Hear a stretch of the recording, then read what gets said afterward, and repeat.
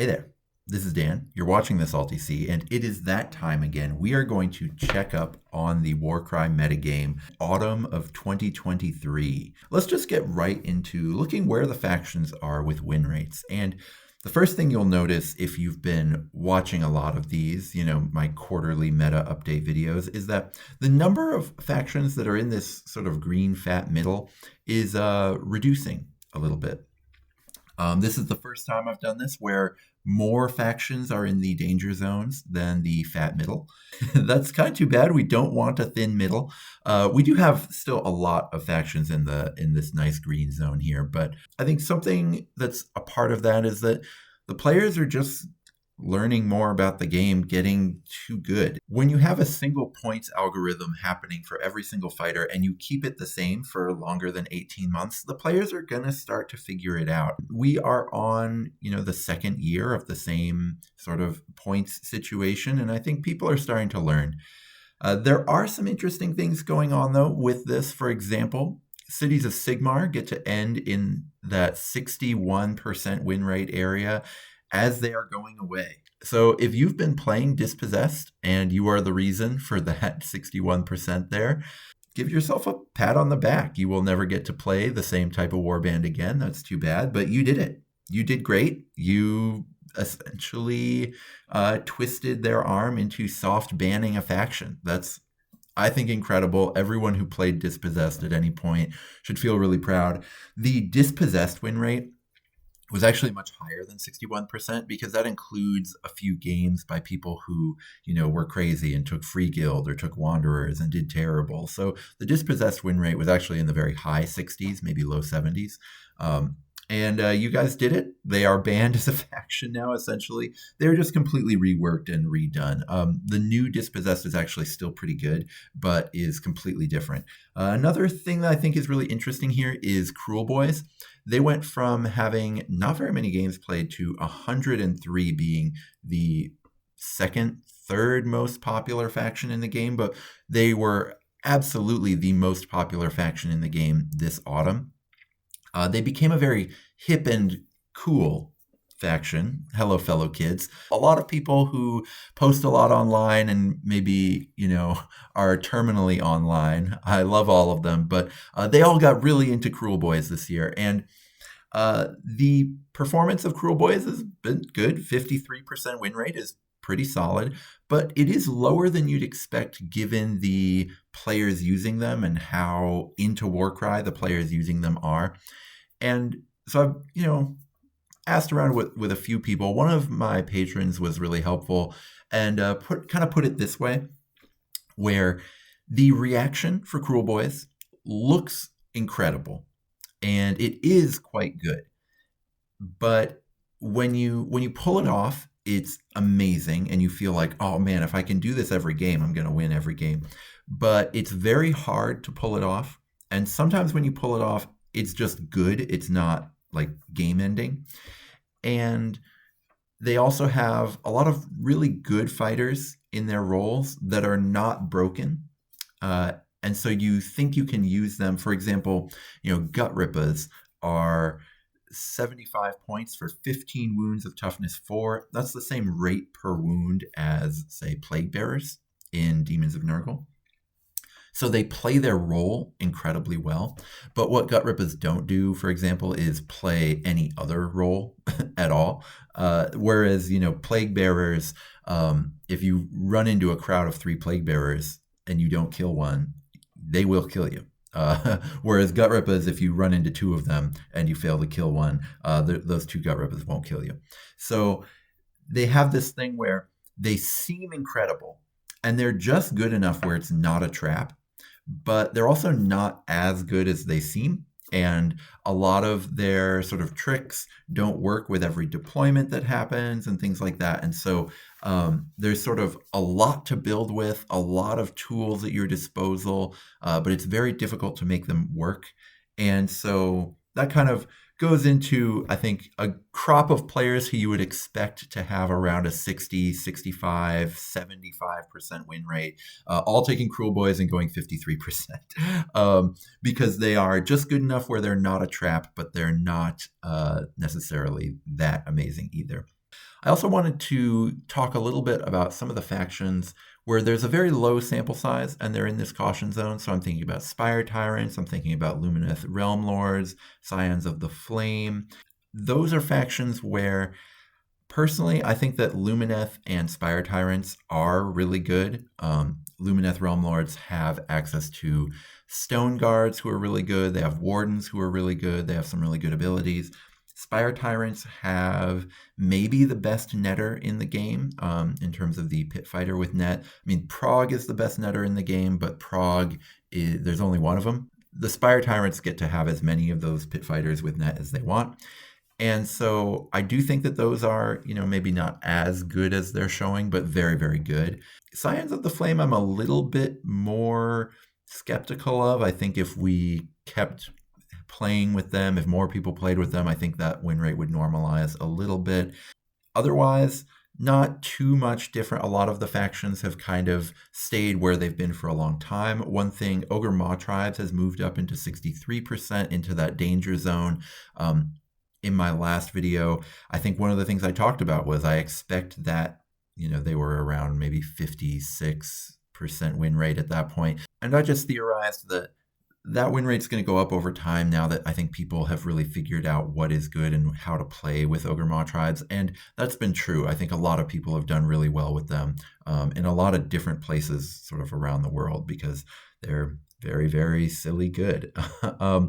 Another thing, Horns of Hashut is a faction that seemed pretty dangerous in early returns, kind of in previous times. And finally, we have enough players playing them that we can say that, yes, they are, better than they should be and could use a little bit of a retune.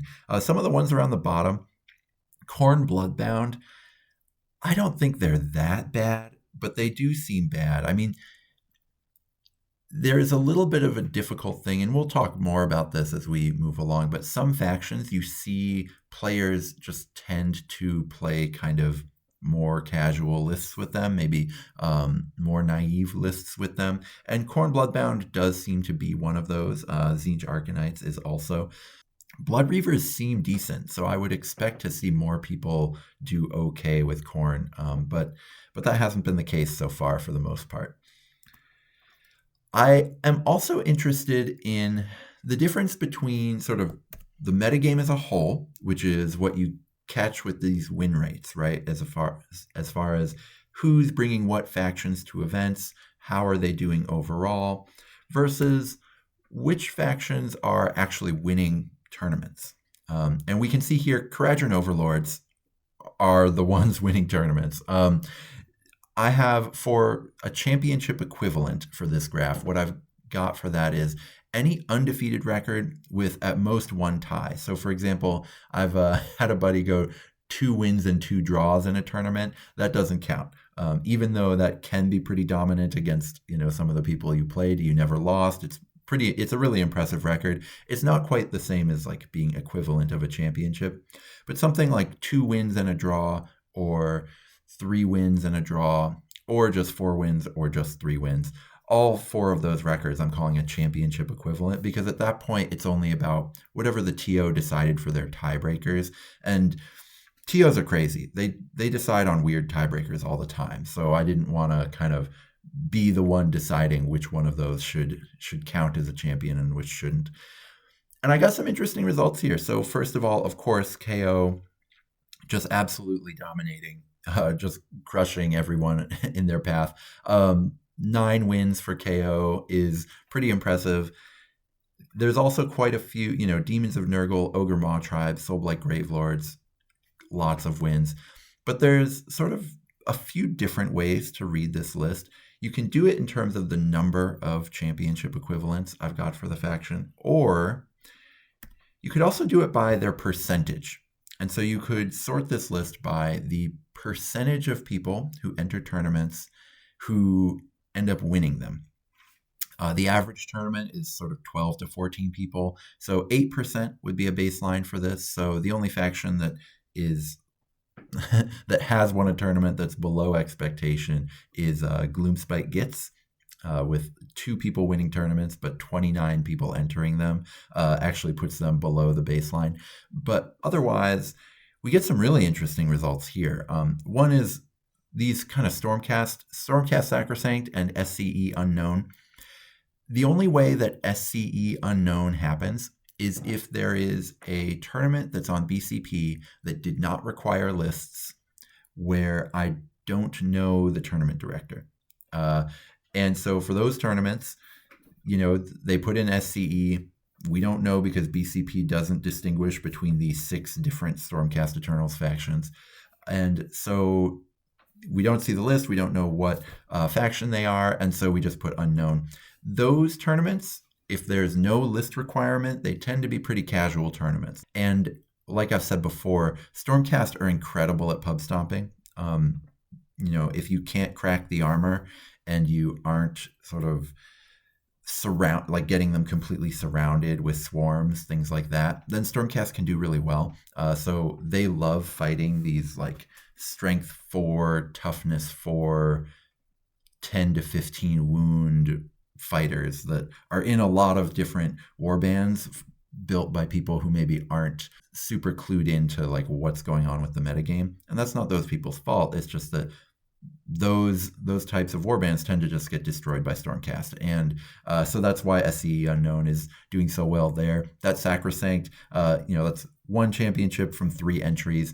That list was also running a Charybdis, so it was like, how sacrosanct is it really when it's mostly the monster doing so well? But in terms of factions with like quite a few championships and entries, Demons of Nurgle really stands out here. 50% of the people who have entered tournaments with Demons of Nurgle have won those tournaments. That is wild. That is absolutely ridiculous.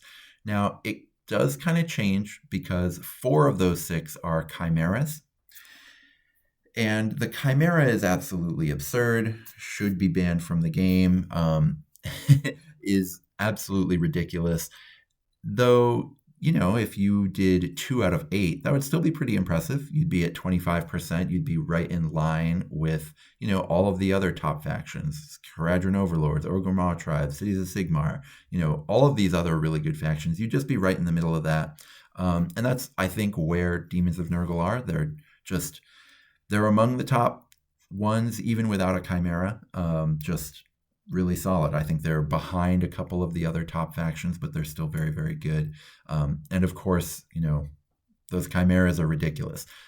They're not actually unbeatable. Chimeras are not unbeatable, but man, they are rough. And if you aren't specifically prepared for them, they can be even worse. And so now that they're kind of soft banned and that people are sick of them, they're weirdly even more powerful because I see a lot of lists do really well with no monster hunters in them. And if you don't have a monster hunter in your list, you're going to have a bad time against a chimera, especially if it's in Nurgle, because one of the ways you used to be able to beat monsters was by just out-swarming them. So, your opponent would have a monster, but it would mean their list was really small. And so, their monster would kill half your warband, but it didn't matter because you had so many more fighters than them. Now it's like, if it's in Nurgle, they have enough numbers that the monster doesn't have to kill more than 7 or 8 fighters to win you the game. And a chimera unchecked will kill 7 or 8 fighters. Kruleboyz, Thunderstrike, Flesh Eater Courts, and Sylvaneth are really interesting here because all 4 of those factions have pretty low win rates on this graph right here. And yet we see them with pretty good percentages as far as how often they win tournaments. And I think that's really interesting. And it really speaks to some factions where there are a lot of bad fighters. Kruleboyz, Thunderstrike, Flesh Eater Courts, and Sylvaneth all have some really bad things you can do. Kruleboyz also, like I just said in the previous segment, has those kind of interesting pseudo traps where they're good enough to not be traps, but not as good as you think they are. And so we do see really good players doing really well often with these 4 factions, but their overall win rates are not very good because players, when you have sort of the wide group of players playing them, there's a lot that can go wrong. But you can get things to go right with them if you're really careful and you build really carefully with them. So I find those 4 factions are really interesting here.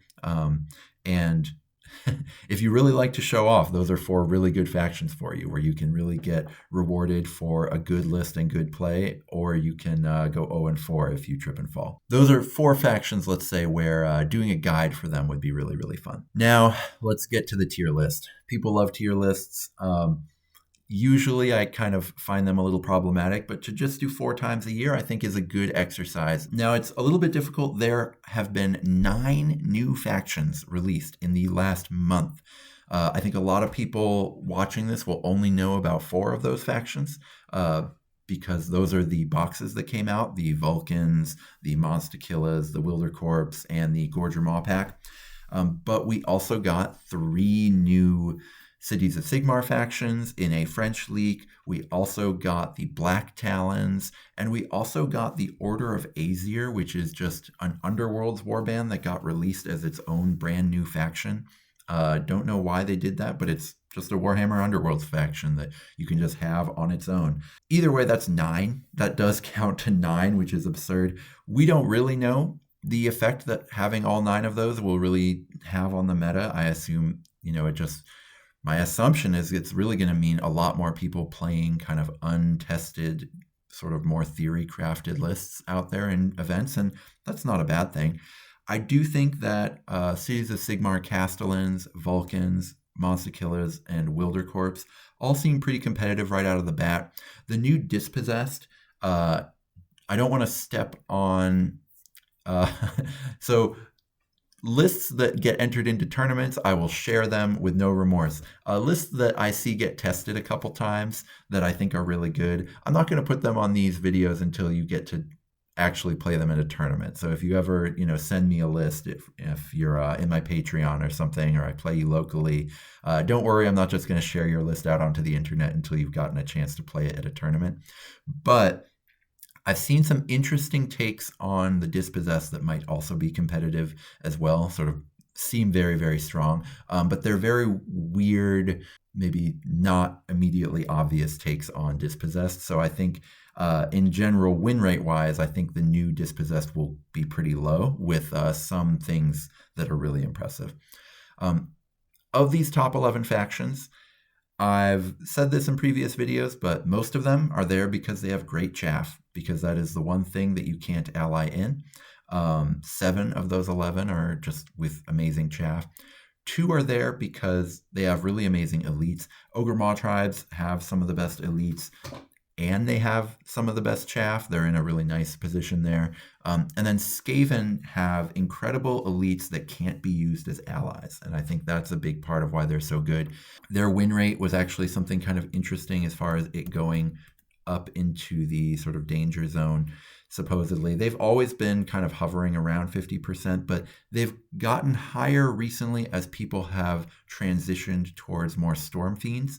I think people are learning that Rat Ogres are really good and probably better than Storm Fiends on objective missions, but Storm Fiends will beat the elite fighters in other warbands, whereas a Rat Ogre against a really scary elite fighter will just get laughed off the board, because it's got the strength 4, it's not very tough, not very hard to kill. So they're incredible at clearing chaff. A Rat Ogre can often clear 3 chaff models a turn, compared to much less coming out of a Storm Fiend, usually only 1 from a Storm Fiend.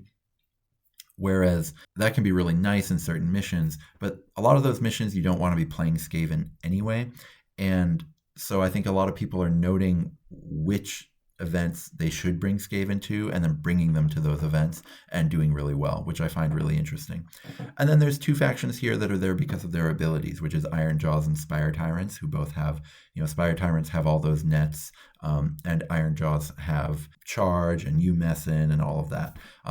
You could call the nets chaff, in which case you could make the argument that 9 of these factions are here because of their chaff. But I wanted to be maybe a little less extreme, give them a little benefit of the doubt. I also thought it was worth talking about Fire Slayers and Ossiarch Bone Reapers and why they're so high here. Their win rates don't necessarily show that, and certainly the number of people playing them don't necessarily show that. But one of the things I find really fascinating about different factions is sort of the subcultures that arise around those factions. And so we've had I think 10 people enter Fire Slayers into a tournament. I would say I get to look at a lot of these lists. I would say only 3 of those lists were really trying to win. Most of them were just kind of a potpourri of different things here and there and everywhere. And of those 3, I think one of them took 3rd in a tournament. One of them took 6th out of 26 players, which is really good. And then one of them won. So when people bring Fire Slayers to win, they tend to win. When people bring Fire Slayers to just like have a fun time in their sandbox, that is what happens too. I think Fire Slayers really need to be tuned to win, but they are one of the strongest factions. And I think the few people who have played them in a pretty tuned up way have really proven that, I think. And same with OC Bone Reapers. They are really, really good when you sort of tune them up. They have really powerful chaff. But a lot of the people who want to play chaff swarms, they just play Soulblight Gravelords. If they really like bones and they want to play swarms, they pretty much always go for skeletons instead of Mortek, even though Mortek are almost as good and you get access to Stalkers who are really amazing. OC when played like a Soulblight list, can be really terrifying and absolutely deserve A tier, and some people have done really well with them. But you just don't see that very often. Usually if you're going to see Soulblight, it's like, hey, I brought the cool bone chair guy and I brought a couple horses. And that's perfectly fine. Again, I don't want to sound like I'm denigrating anyone who kind of plays casually. It's just that, if you bring a casual list and you go up against a really competitive list, you're going to be at a disadvantage, and that's perfectly fine. But that tends to happen. And with certain lists, they kind of develop these subcultures of certain lists, people love to tune them. Certain lists, people don't. For example, Hunters of Huanchi are in this B tier. Everything in this B tier, I would say, is something where you could absolutely win a tournament with it if you tuned it up and really took a lot of care in your list.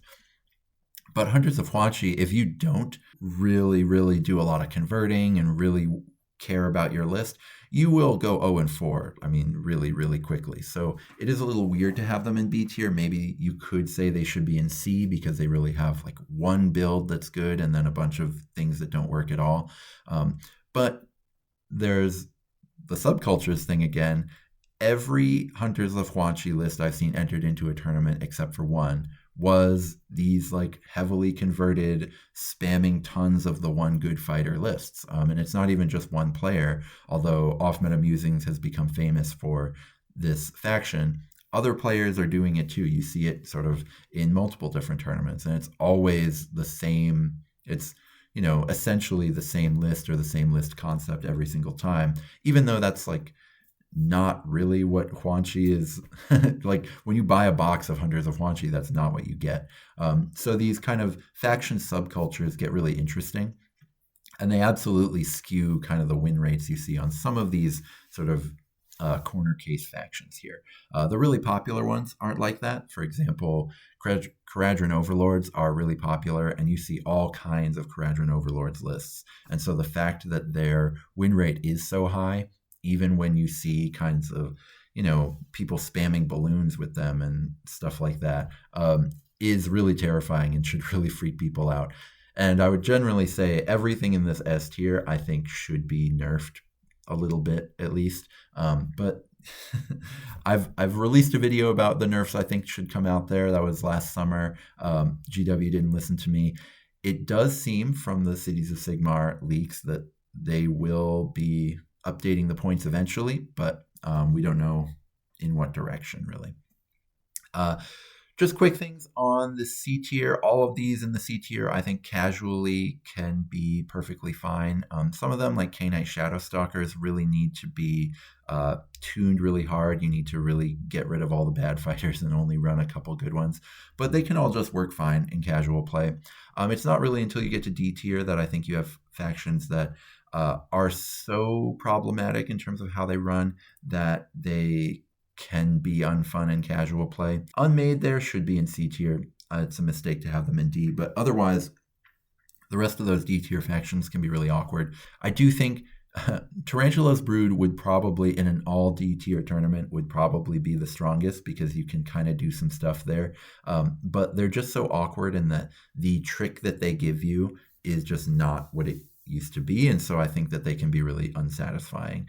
So that's kind of where I'm at with the tiers. And tier lists can often just confuse people. And so I try to give you kind of the tools to read it in a certain way. I think a lot of the time people go, oh, like he put my favorite faction in C tier. I can never play them. It's like, they're fine for 95% of the games you're going to be in. It's just, if you take, Askergan True Blades to a large event, you're going to have to, you can't win a large event without at least winning one game against a faction in this group.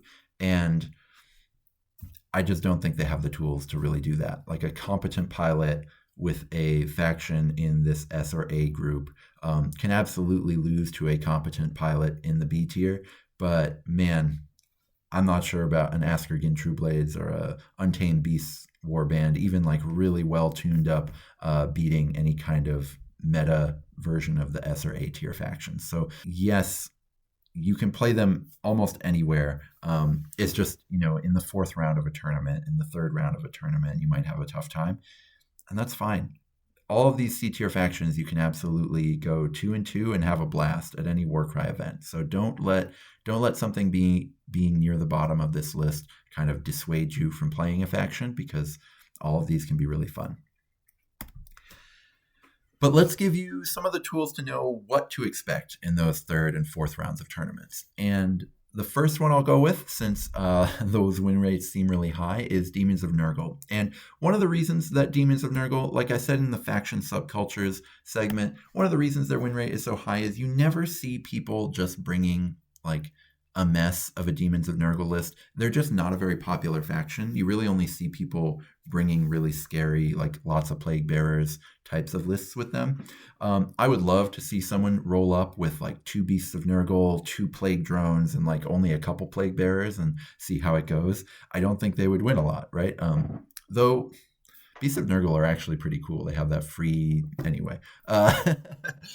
Beasts of Nurgle are cool, but this is what you can expect to actually see out of a Demons of Nurgle player at a tournament.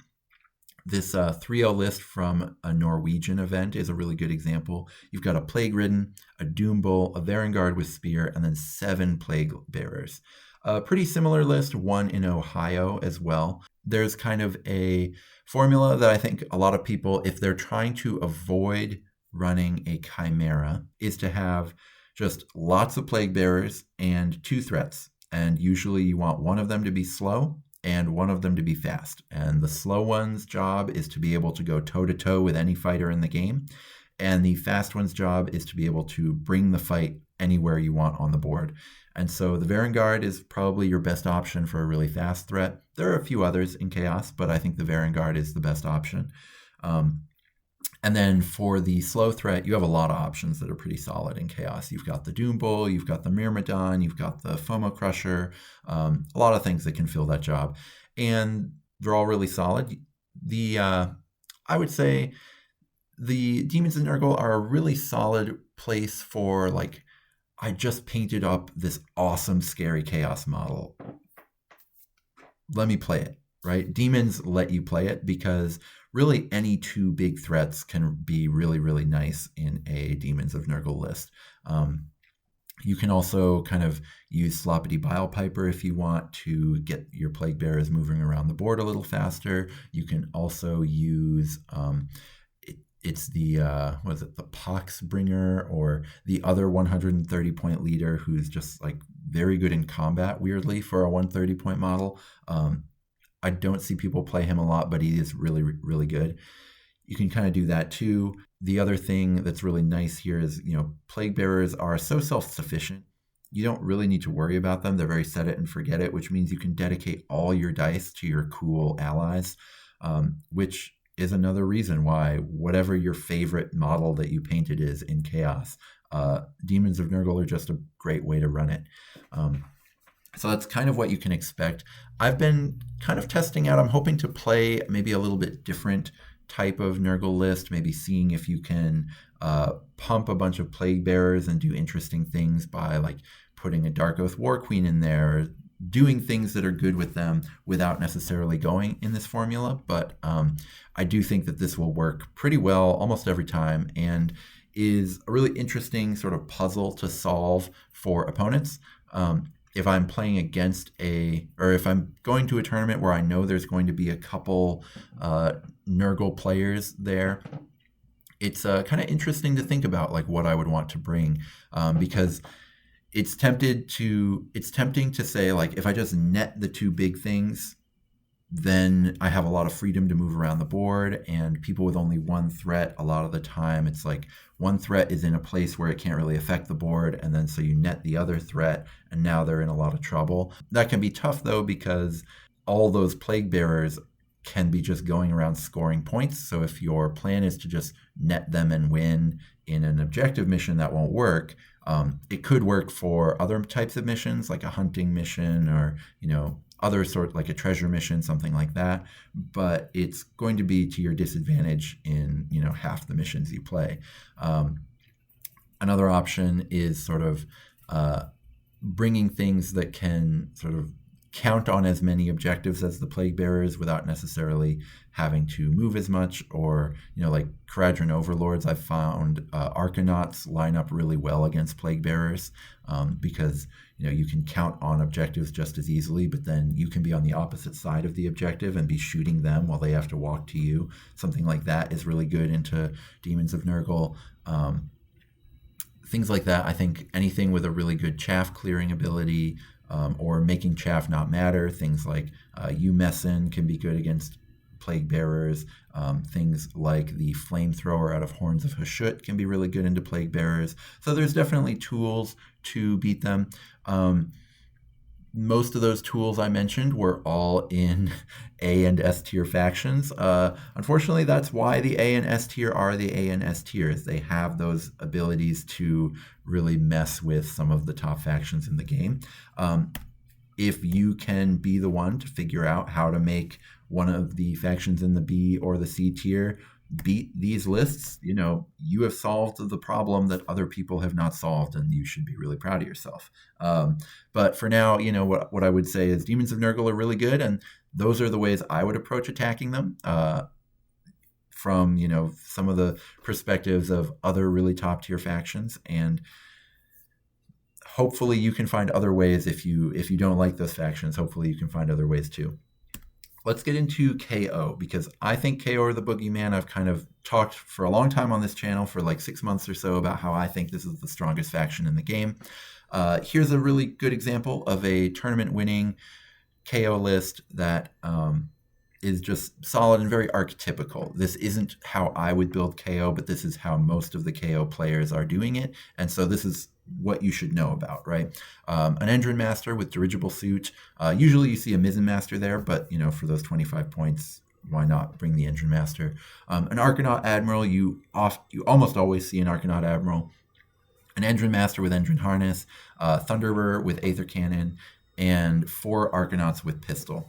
This is a really scary list for people who don't know. A lot of people who really inhale Warcry know about this, but for anyone who doesn't know, the Arcanauts are great because they're only 50 points. You sort of can get to them on objectives. They can shoot things that are engaged if they're within 3 inches, because their pistol doesn't have a minimum range, which is really nice because a swarm of them, if you come and attack one, the others can just shoot you even if you haven't killed the one that you attacked, things like that. You can position the Arcanauts in the way so that it's really difficult to get to the Thunderers. Thunderers with Aether Cannon are extremely high damage, and when they are pumped up with Fight for Profit, they normally only roll 1 dice, so you double their damage with Fight for Profit. And when they are rolling a whole bunch of damage, they really roll it, because each successful attack does an incredible amount of damage. And so when you're getting a whole bunch of them, they erase stuff really quickly. And for only 110 point fighters, having a 110 point fighter that can kill another 110 point fighter on round 1 is not great for the game, to be honest. But presents this really interesting puzzle in terms of how to fight against it. Then you have the Engine Master and the Arcanaut Admiral, who have a shockingly good melee profile for those points. They it's like having a Stormcast melee profile, better than most Stormcast, except that they also have this incredible fight for profitability. So that's kind of how they work. If you are going to play against KO, the thing you want to really be able to do is you either want to be able to match their ability to shoot things quickly and sort of blow those Thunderers off the board as fast as you can, or you want to run them down. Things like Varengard are quite good for this. Sort of big flyers are good for this, like Achillean Kings are really good for this. They have a big flyer too. In fact, I would suggest having at least one big ally most of the time with KO that's pretty fast, but a lot of the time, like if you win initiative, you can run your big flyer over to the Thunderers, and now they're like just in a lot of trouble because they have to disengage with you, so they have to spend dice on their Thunderer, and they have to have had the triple for fight for profit. So now it's like they have to have a full house of dice to be able to fight you.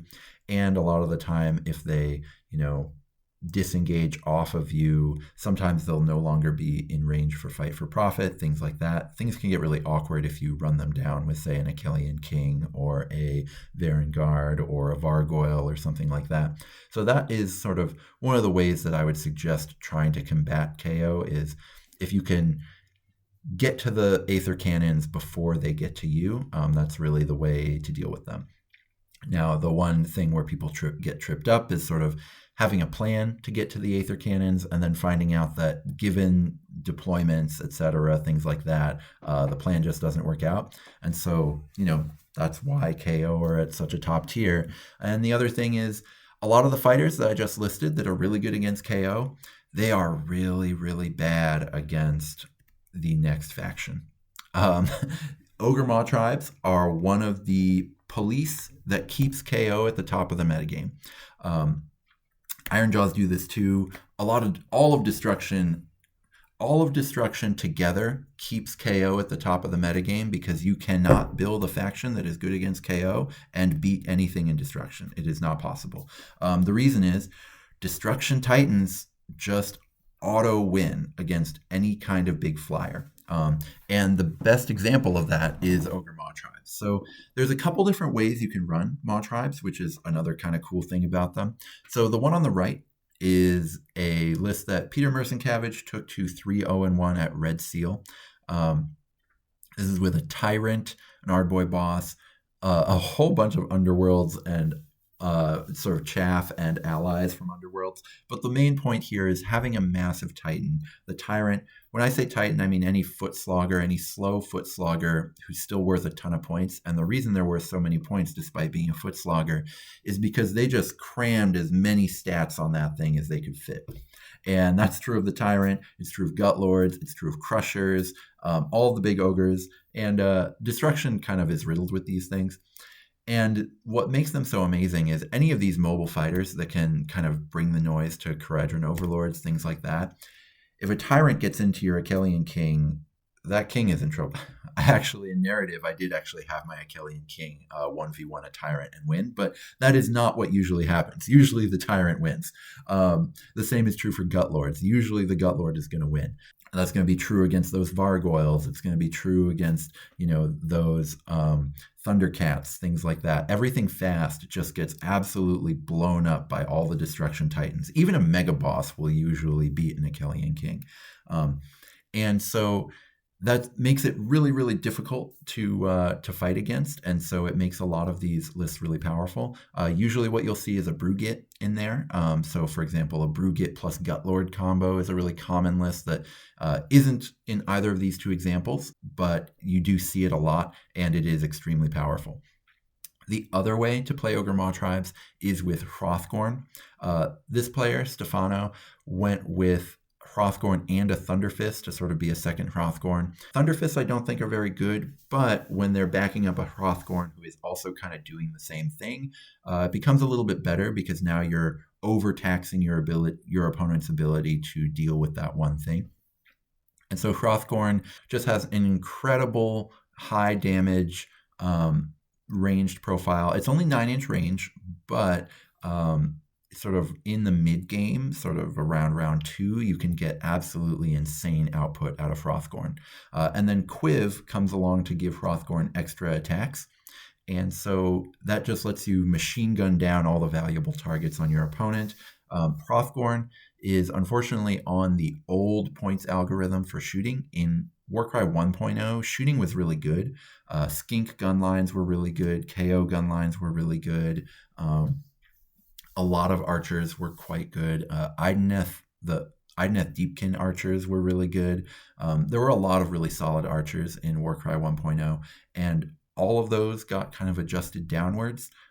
Even Stormcast had a really good shooty warband that you could do. All those got adjusted downward, except for the ones in Underworlds. And so Hrothgorn is still on that old algorithm. Hrothgorn would cost like 370 points now, but is still at 300, which is really awesome for anyone who wants to play him. And so for 345, you just get this absolute like repeating bazooka that can just blow the opponent off the board.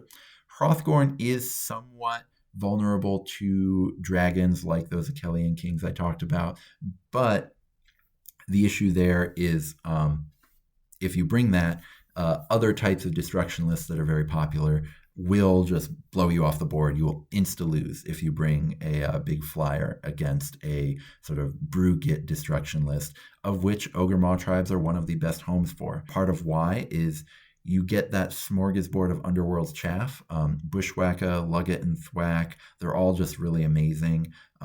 They've got, ways to put sneaky traps around. They've got sort of a monkey that can run around the board. Neither of these have mange in it, but mange is really, really good. Ogre Maw tribes just have the best chaff and destruction between all their Underworld's warbands. It's kind of this awkward, like Pokemon gotta catch 'em all thing. If you want to have the really incredible ogre lists, you have to sort of hunt for all these different Underworlds boxes. But once you have them, you can mix and match them to your heart's content, and they're really, really powerful. So kind of a formula of 2 to 3 ogres plus that kind of gives you the tools to attack any metagame you want to with Ogre Maw tribes. You can either be really shooty, or you can just be absolute overwhelming melee power, and either one can be extremely effective. Both versions have won tournaments. People have kind of figured out the way to do it with Ogre Maw tribes, and it's very, very effective. They kind of play the bigs and smalls game, or they play the artillery game. Fighting against them, it can be a little tough. So one thing, it really depends on what they're bringing. So for example, there are some really swarmy chaff warbands that can, with their reactions, really reduce the sort of incoming damage that ogres are doing. So, for example, Soulblight Gravelords can get really annoying for them. Demons of Nurgle with Impossible to Wound can make it so that, a Gutlord, for example, if it doesn't get a crit, it won't kill them because, hit, miss doesn't kill a Plague Bearer that's running Impossible to Wound. So now if your 50-point Plague Bearer holds up the Gutlord for a turn, that's basically game over, things like that. There are ways to kind of outswarm Ogre Maw tribes. The sort of artillery versions, you can run flyers against them, but there isn't really much that works against both versions of Ogre Maw tribes, which is why they're in this top tier, why they're so good. So these are kind of the tools they have at their disposal, and so if you want to try to beat them, best of luck. I do think it can be done, but again, the reason they're in S tier is I'm not sure how it happens without at least another top tier warband. I think they're sort of very, very good at not being vulnerable to kind of random friendly lists, things like that. Let's get into Soulblight Gravelords now. One of the kind of interesting subplots of the fall has been the decline in Soulblight's win rate. Their nerf way back in last January didn't seem to affect them very much at first. I do think it does now that we are seeing fewer Rumble Pack tournaments. But the other thing, and what I think is the main decline in their win rate, is the Crimson Court. A lot of people have painted their Crimson Court. That is the Underworld's warband that is all vampires. and they are getting that Crimson Court on the table, and the Crimson Court's really bad. Now, they're really cool, and so I make this competitive Warcry content, but I want to make it clear I really respect people who treat Warcry as a sandbox, as sort of a fun way to show off their beautiful paint jobs, things like that. I always want there to be room in any event I run. Will have a lot of room and a lot of space taken for making the tournament fun for those types of players. So the Crimson Court is sort of guaranteed to lose you games, but that doesn't mean they aren't awesome. You should absolutely play them. But if you're curious about why Soulblight's win rate has been dropping down so much recently, that's why. It's just because of so many people playing Crimson Court and losing all their games. When Soulblight are played sort of really hard, they are still ridiculous. So here's a list that Maliak took in a TTS league. That is sort of, you can get those on the Warcry Discord. They're often organized. They happen most months now. A 280-point resilient Vargoyle with +1 toughness, essentially, with divine blessings. And then a Cryptghast to sort of add some speed into the mix. And then 7 Graveguards with the big blade. And 4 Skellingtons with swords. Sword and shield, usually. This is incredible, the amount of flexibility you get, because skeletons are so cheap, Graveguard are so cheap. You have all this chief chaff, which lets you spend a ton of points on this Vargoyle and make it sort of really unkillable. The Vargoyle flies around the board doing the things that need doing in like treasure missions, things like that, while the Graveguard are actually your damage engine for killing missions, things like that. I think people generally underestimate what chaff can do offensively when it swarms on you. And things like Shambling Horde, you can, fly your Vargoyle off the side of the board to get a Graveguard, then moving there from Shambling Horde. You can, run your Graveguard around the board with Shambling Horde first, and then cross with your Vargoyle to a point they can't catch up to, things like that. So you have a lot of ability to get your Graveguard into position and then attack. But the cool thing is, for missions where you don't need to swarm with your Graveguard and you actually just need to keep things alive and win on objectives, you can do that by just playing really cautiously, resurrecting any models that die with the sort of triple that you have.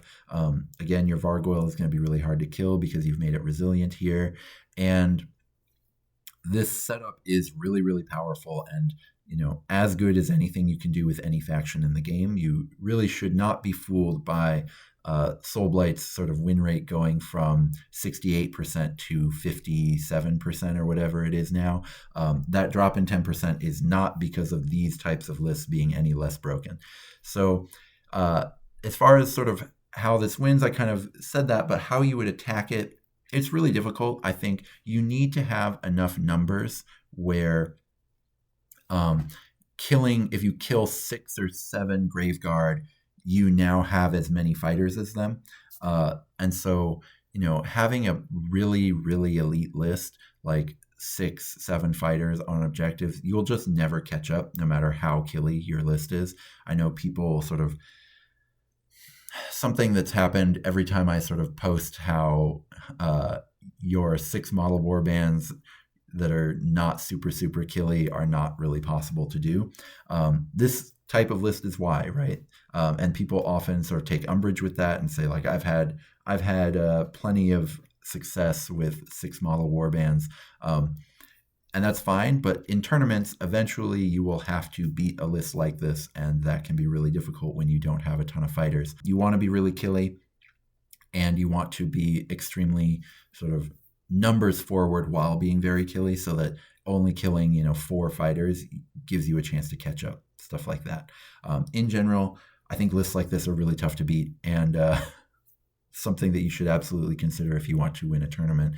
A lot of people do consider it. Soulblight Gravelords are still the most popular faction in the game.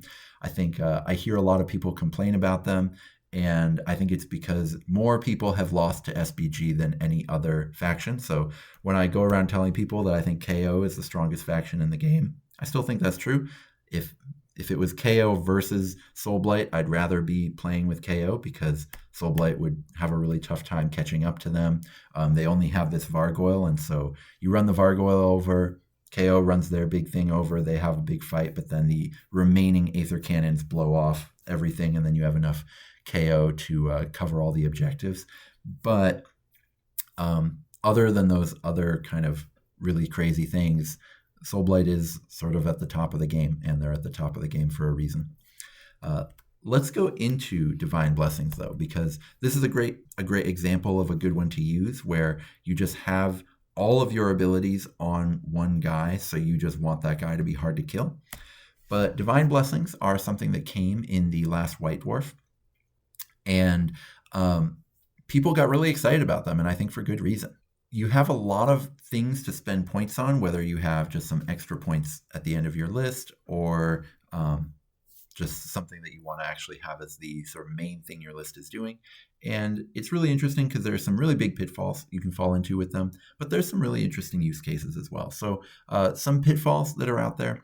It's really easy to turn a decent fighter into a worse version of another fighter. So a couple examples are, Bloodkind with Great Axes are a really good fighter. And it's got 3 attacks, strength 5, 3/8 damage profile.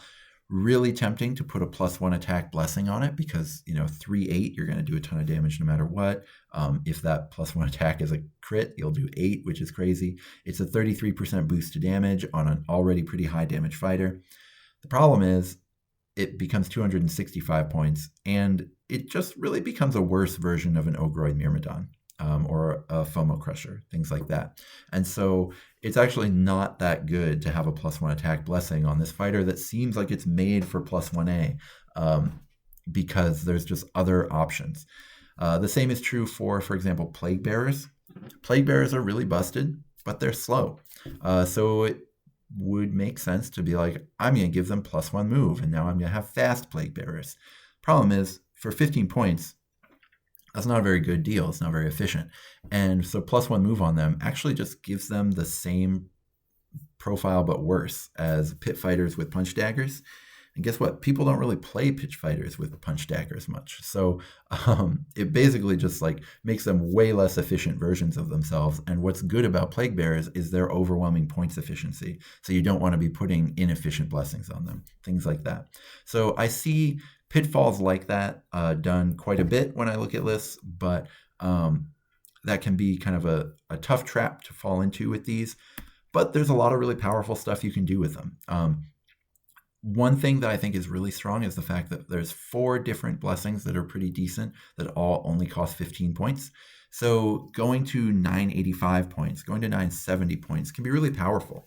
You have a couple options, for example, if this is an environment where you get to choose your blessings at the beginning of the round, you can do things like realign your deployments, where you just build to 985 points, and then you just say, I'm going to put a blessing on one of the fighters in whichever deployment starts in the middle of the fight, so that I can, have that extra toughness or 4 more wounds to make them last longer. Or I say, I'm going to add 1 move to this deployment that is starting in the corner so that my thing can actually get in the fight this time. Stuff like that. Or you can find, for example, every buff is really below rate on its own, but any one buff can be sometimes pretty annoying in a particular matchup. So, for example, I'm going to give +1 move to these 2 fighters to make sure they get in range of that objective for this round 1 to score extra points in this mission. Most of the time that +1 move is really inefficient, but in this case, it's scoring you a point that you would not have scored otherwise. That's really good. Or say, I don't necessarily need to get to that objective here, but +1 toughness is going to make you hit on 5s instead of 4s, which is actually really important on this kill mission, and so I'll do that, something like that. So you can just, if you have 1 or 2 blessings available, you can sort of get these little buffs that you put around your fighters and sort of do them on a case-by-case basis, and that can be pretty powerful. The other thing that seems pretty powerful is +1 attack on Titans.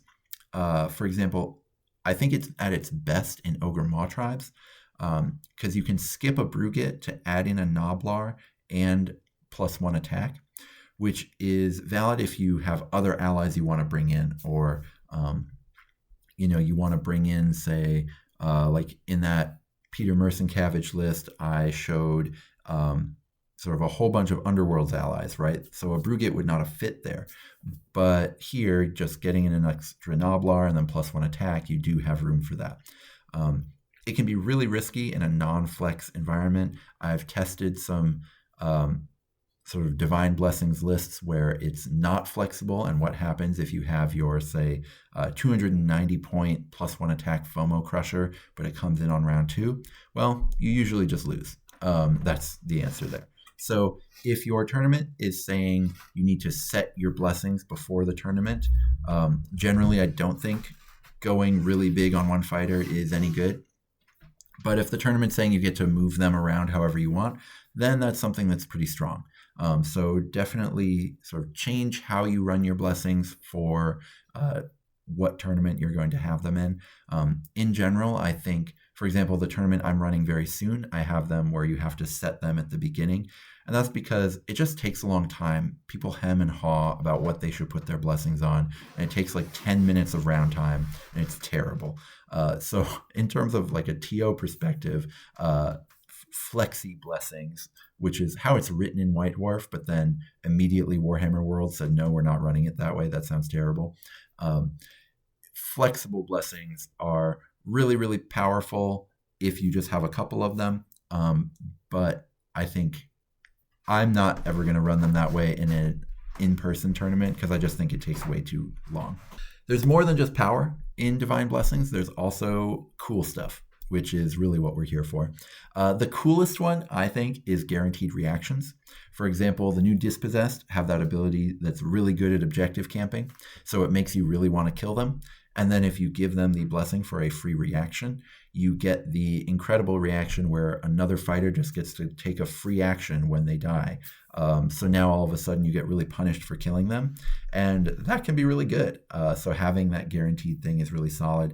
You also get the guaranteed counter when the incoming attack isn't going to be lethal. So you can put it on these like T5 guys, and all of a sudden they're just really, really annoying. Iridescent Horrors guarantee that it'll split when you kill it, and then also the Iridescent Horror is the one that does just enough damage where your opponent actually wants to kill it because they want to get rid of it, but then immediately you get 2 blue horrors no matter what, which is amazing. Also the Flame Keeper in Fire Slayers, if it has that free reaction, it gets to react every single round when one of its allies dies. So that aura is going to happen every single round no matter what, even if it's moving around the board and acting and doing all that stuff. So there are some really sweet, I don't know how powerful these are, but I know that they're awesome. The other thing that is really sweet is for triple hungry warbands, you can actually do it now where you've got like 3 different fighters that all need a triple in order to succeed. Now you can just only build to 960 points and then just put a wild dice in your list. And those lists become functional in a way that they really weren't otherwise. And that can be really nice. So this has given kind of brand new life to a lot of these kinds of awkward warbands where the abilities just don't line up together. Now they do because you have that extra wild dice, which is pretty cool. So that's what I would say are kind of the good things to do about Divine Blessings, but just try to avoid those pitfalls where you're just improving a fighter in a way that seems good at first, but then if you look at what your actual options are, there's just better fighters out there. In general, I think when you don't have flexibility on where to put your blessings, I think that is a big trap you can fall into. And so they're a lot less powerful in person, but they're going to be a lot more powerful for, say, a tournament with really long round times where they don't mind you taking up time to set up your blessings beforehand, or if it's online or like a league, something like that. So I mentioned before this new Cities of Sigmar leak that sort of implies some points adjustments. So for people who don't know, Dispossessed lost their hyper-efficient chaff, so you can no longer run Cities of Sigmar the way you used to. The mid-range Move 3 heroes were left generally intact, but all the really cheap ones were all really nerfed. But elves got really huge points buffs just like across the board. All of the fast, fragile elves went down in points. Another kind of note that I saw there, mid-range fighters still remained just less points efficient than cheap ones and less points efficient than really expensive ones, so there were not any in that list. And then a lot of ranged fighters kind of escaped the update. So some ranged elves also got extra big buffs. This wasn't sort of super consistent across the board, but it seems like in some places, some ranged units are coming in looking pretty powerful. We also saw the Black Talons come out, and Rostus and Hendrik are pointed really aggressively compared to current SCE melee profiles. Hendrik is really bad because he's got two different weapon profiles that are kind of, neither of them are amazing. But compared to a similar profile, he's really good. And he's still, even though he's bad, he's still better than a lot of the sort of really bad mid-range, sort of more expensive Stormcast at his points cost. So he's, bad, but still pointed more aggressively than the current points algorithm would point him. What we don't know from these new leaks is it's really tough to read their thoughts on big fighters. Knave and the Fusel Major on Ogre both have range profiles, which complicates how many points they would cost. Both of them are pointed pretty unaggressively. Like Knave is probably 10 points more than what I would be excited to run her at. I'd still be willing to run Knave Black Talon, but I wouldn't be excited to. So I don't know if that means that they are sort of really punishing these really big, scary fighters, or if what they're doing is just saying that fighters with two different damage profiles are still going to be bad, which is usually true in our current situation too. So all of these sort of indicate that if they're going to sort of up the points on Move 3 Chaff, but lower the points on elves, but we don't really know by how much or whether it'll make elves good, I think that puts you in a really interesting spot if you want to be jumping into a warband right now, because a very small FAQ just came out, which didn't really affect any of this stuff, but we know that there's a new points algorithm that is being used on some fighters, so we don't know when it's going to come. A pretty good guess would be maybe late in next winter, probably like just in time to be right before Adepticon, where you can't actually build a list and paint it in between the points dropping and the tournament happening. So you just have to be like throwing up your hands and playing whatever you've got. That would be when I would bet that it comes in, just because that would be the least convenient. But it really makes me interested in, like, if I were looking to start a warband now and I want it to be solid if there's no points adjustments, but also likely to survive the FAQ intact, it's pretty interesting. So like if shooting and speed are back on the menu, then Seraphon are going to love that. Because skinks are in a really odd spot currently. You want to be massing lots of skinks with blowpipes, and they are currently not quite good enough to do it.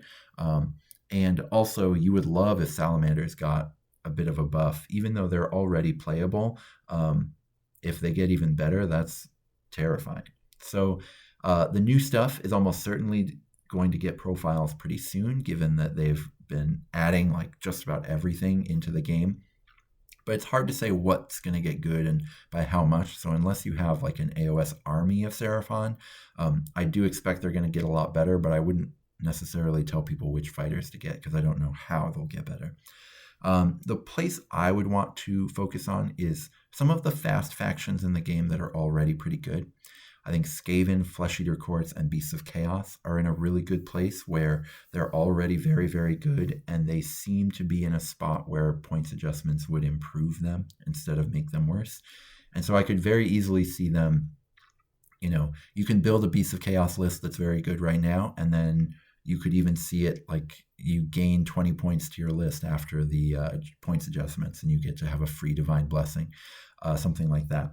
So that's kind of, those factions are where I would go if I were going to recommend someone to get into event focused or like competitive focused Warcry right now. Also Sylvaneth, Cities of Sigmar, and Seraphon are kind of close behind. I think Cities of Sigmar are a really safe bet because they're unlikely to change. So The humans are absolutely competitively viable right now. The Free Guild Command Corps box is really good. That's the one with all the characters that aren't heroes. 5 out of those 6 are really, really good. Now, it is a little expensive. That gives you 345 points of really good fighters for $55. Normally, for you can get entire warbands for $55. So the fact that they only add up to a third of a warband is a little tough. But they are really, really good. So if I were trying to get competitive, that would be the very first box that I would buy. The new Dispossessed are also pretty solid too, and I don't think that those points will change since they're on the new algorithm, but they're also really difficult to list build with. You'll need to get allies, stuff like that. That's where I would go if I were getting into the game right now. I probably wouldn't hop in on any of the sort of busted move 3 spam factions right now. I think that those will be nerfed within the next 6 months, but who knows? Maybe this next points adjustment just like takes forever to come, and you would be safe running them forever. Who knows? But that's kind of where we're at metagame wise. This video has already gone on way too long, so I won't take up any more of your time. I will be back with more Warcry videos in the future, and until then, may all your rolls be crits.